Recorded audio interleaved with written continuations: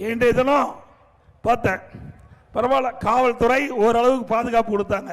இந்த பாதுகாப்பை ஏற்கனவே கொடுக்கப்பட்டிருந்தா 46 உயிர் இழந்திருக்க வேண்டிய அவசியம் இல்லை. இப்பெல்லாம் கொடுக்கல. நான் கிட்டத்தட்ட பல சட்டமன்ற தொகுதிக்கு சென்று விட்டு வந்திருக்கின்றேன்.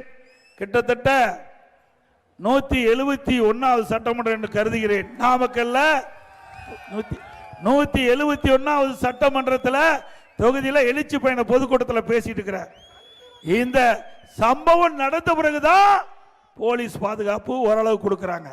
இதுக்கு முந்தி பல மாவட்டத்துக்கு சென்றுகிற எழுச்சி பயண பொதுக்கூட்டத்தில் பேசும்போது அங்கொன்றும் இங்கொன்றுமாக காவல்துறை நிற்பாங்க. அது வேடிக்கை பார்ப்பாங்க. கூட்டத்துக்கு வேடிக்கை பார்க்க வந்திருப்பாங்க, பாதுகாப்புக்கு வரல. திரு ஸ்டாலின் அவர்களே, நீங்க ஆளுகின்ற கட்சியில முதலமைச்சர் இருக்கிற காரணத்தினால ஆளே நடமாட்டம் இல்லாத பகுதியெல்லாம் காவல்துறை காவலர்களை நிறுத்தி உங்களுக்கு பாதுகாப்பு கொடுக்கிறாங்க. நீங்க ஆயிரக்கணக்கான பேர் உங்களுக்கு பாதுகாப்பு பணியில் ஈடுபடுறாங்க. நாங்கள் அதை வேண்டான்னு சொல்லல. அதே வேளையில் எதிர்க்கட்சிகள் நடத்துகின்ற கூட்டத்திற்கும் முழுமையான பாதுகாப்பு கொடுப்பது அரசின் கடமை.